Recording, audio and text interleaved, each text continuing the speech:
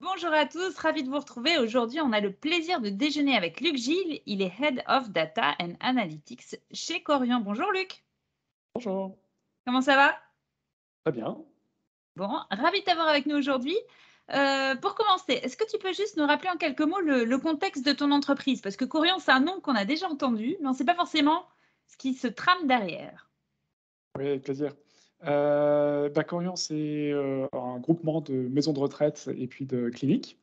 Donc, on parle de environ 1000 établissements en Europe, répartis dans 7 pays.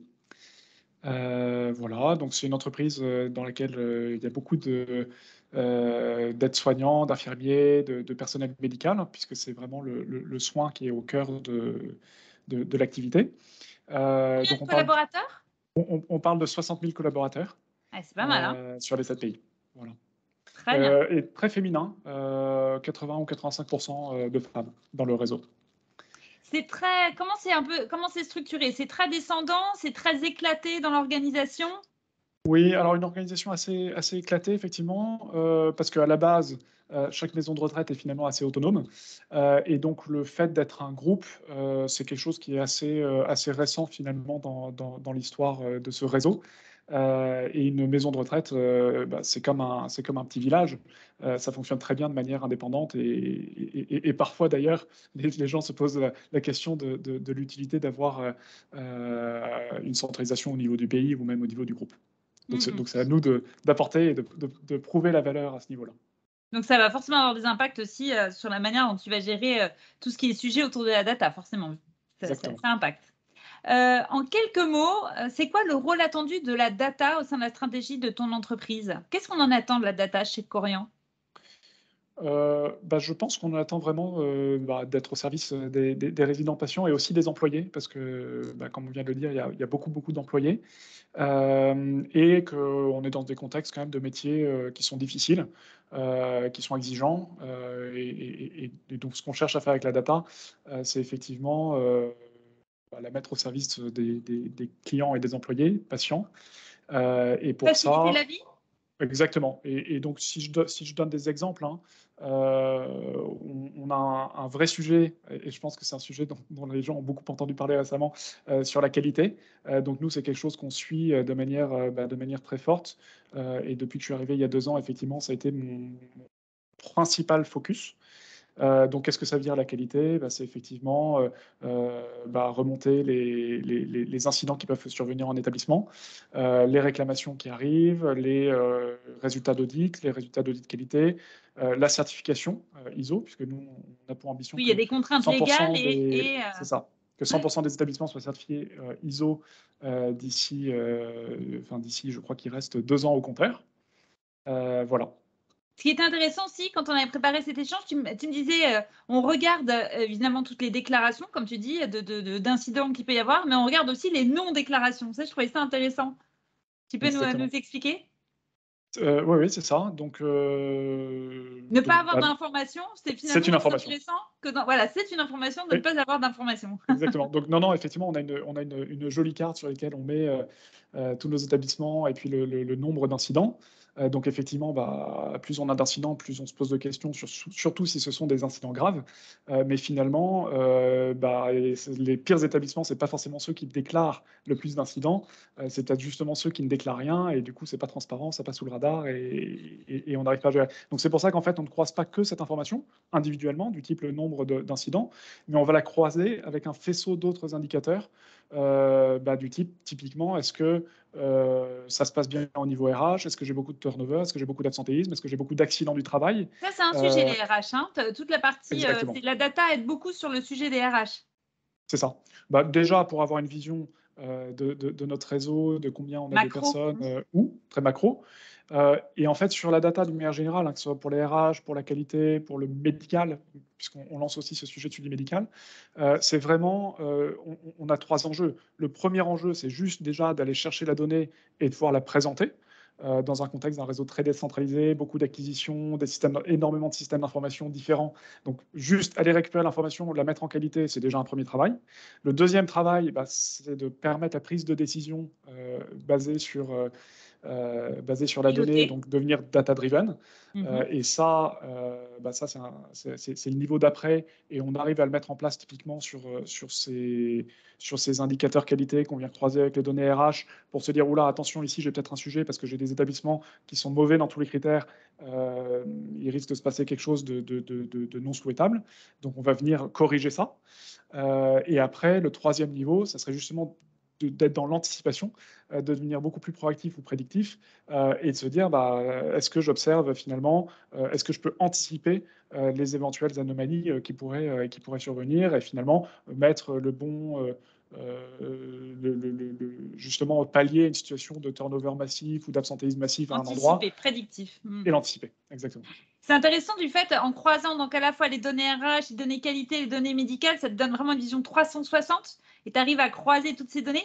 Tu parlais aussi de l'identification d'établissements modèles. Ça aussi, je trouve que c'était intéressant. C'est un moyen de faire remonter, c'est ce croisement de données qui te permet de faire remonter ce genre de cas. C'est ça.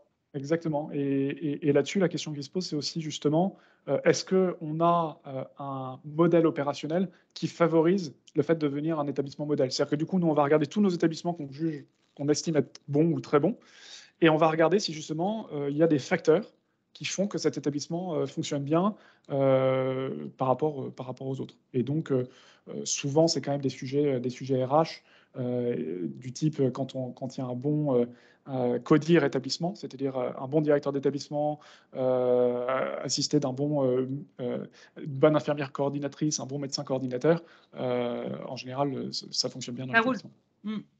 Donc, finalement, ceux qui produisent la donnée au sein de Corian, c'est qui? C'est le personnel médical?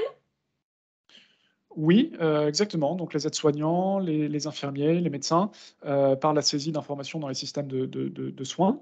Donc ça, c'est pour tout ce qui a trait aux données médicales et aux données de santé.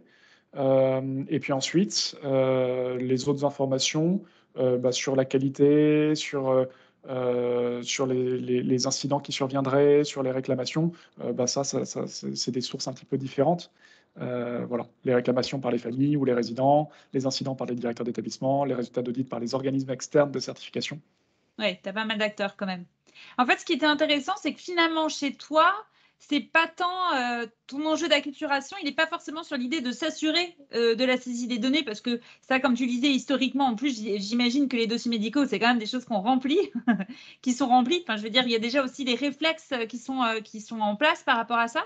Par contre, quand on a préparé l'échange, tu m'as raconté quelque chose de très intéressant, plutôt un autre type de frein, qui sont plus culturels et qui se trouvent plus en aval, auquel toi, tu peux être confronté. Est-ce que tu peux nous raconter? Oui. Alors, déjà, je vous rassure. Et là, tu dis non, et je suis mal. Non, je vous rassure, on a aussi des sujets sur la qualité du renseignement de la donnée, mais effectivement, ce n'est pas le pire. Non, ce qui est compliqué, c'est effectivement, comme on est dans un environnement extrêmement décentralisé, c'est très dur d'avoir finalement une seule source de vérité.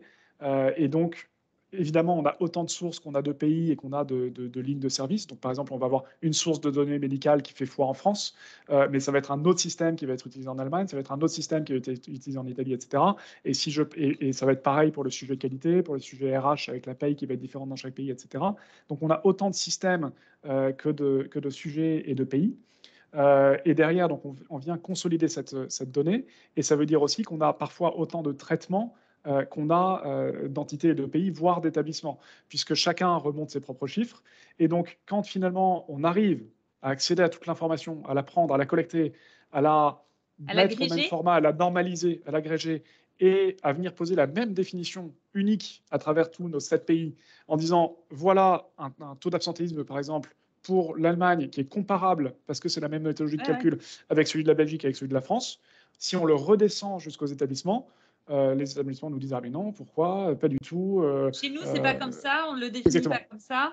Exactement. Et donc, c'est pour ça qu'on a beaucoup de mal à parler un langage commun, parce que quand bien même, nous, au niveau du groupe, on arrive à techniquement adresser le sujet, qui est pas une mince affaire, et ensuite à poser la même définition commune, ça parle généralement pas au pays et encore moins à l'établissement. Et c'est embêtant. Et pourtant, vous avez travaillé sur des dictionnaires, sur enfin, vraiment essayer d'associer tout le monde pour d'avoir des définitions communes. Et malgré ça, quand ça remonte et quand ça redescend, la perception est Enfin, il y a des fois des sensations d'incompréhension. En tout cas, ils se projettent pas, ils se retrouvent pas dans les chiffres. Exactement. Et on s'appuie aussi sur des standards internationaux, hein, donc on est rarement aussi mature C'est sur ces clair. sujets que sur une nomenclature financière, par exemple, qui a 20, 30, Ah, 40, 50 ans d'historique. il n'y a pas de C'est sujet. vrai que, et notamment sur les sujets RSE, c'est beaucoup plus neuf en termes d'approche, en termes de méthodologie, en termes de définition. Et donc, c'est très, très dur d'aligner tout le monde. Et derrière, c'est sûr que ça fait qu'on a autant de chiffres finalement que de personnes qui demandent ou que de personnes qui en fournissent. Et c'est très, très compliqué derrière pour.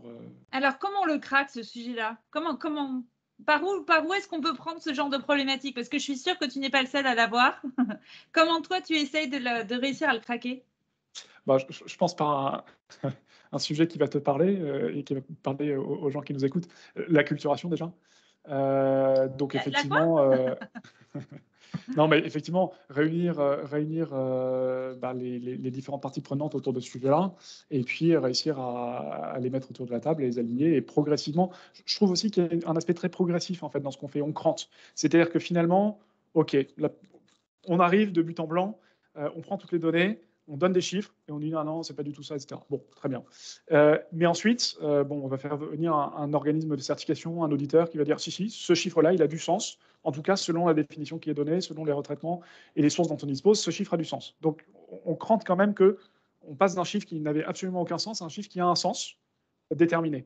Et en fait, je trouve que c'est comme ça qu'on avance, c'est par petits pas. Et ensuite, effectivement, maintenant, il y a un sujet d'organisation, de réussir à dire, Pour tout le groupe? la vérité, c'est celle-ci, Ouais. et c'est ça qu'on va utiliser. Et donc, c'est aussi en faisant passer dans les indicateurs de performance des managers, de dire, voilà, on cherche à augmenter l'ancienneté moyenne de nos personnels pour retenir les gens. C'est ça l'indicateur qui va être utilisé pour vous. Voilà. Super. C'est l'objectif, en fait. Exactement. C'est le focus, finalement, le résultat. Et du fait, ils sont obligés de se retourner vers toi en disant, alors, chez C'est moi, ça. il est de combien? C'est C'est ça? ça. Et c'est comme ça, Plein c'est d'indicateurs. ce qu'on met en place depuis 1 an. Effectivement, ça marche bien Ah, c'est bon, pour ça. derrière aligner tout le monde. Ouais. Ça, tu ne me l'avais pas raconté pendant la préparation. C'est génial. On Mais, prend, mais on prend. malheureusement, ça ne suffit pas. C'est Ouais. nécessaire, mais non suffisant.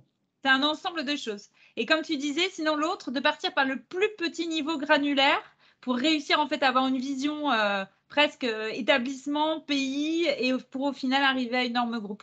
C'est ça. En fait, quand on a un débat, la seule manière de le trancher, c'est de redescendre au niveau le plus granulaire et dire OK, mais pourquoi est-ce que vous dites que le chiffre est faux? Ah, parce que moi, dans l'absentéisme, je n'inclus pas l'absentéisme longue durée. OK, très bien.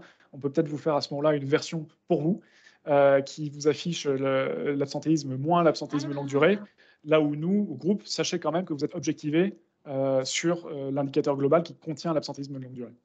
vachement bien. Donc tu ne nies pas leur vision, mais au départ, tu la parallélises avec la vision groupe. Exactement. En Super fait, l'idée, intéressant. c'est que c'est pas les chiffres qui sont faux, hein, c'est juste les définitions qui sont différentes. Et donc, c'est de C'est un pouvoir. angle de vue, en fait. C'est une Exactement. approche qui est différente. C'est hyper intéressant. C'est vraiment un petit angle de vue sur le sujet de l'acculturation, mais je trouve que tu avais un angle vraiment différenciant, en tout cas aussi par rapport à tous les échanges que j'ai pu avoir jusqu'à maintenant. Merci, merci beaucoup, hein, Luc. C'était très intéressant. Merci On beaucoup. reste connectés, hein, promis. Ça marche. Et on se retrouve dans 15 jours pour une prochaine rencontre avec un nouvel acteur de l'acculturation à la data des collaborateurs. À très vite.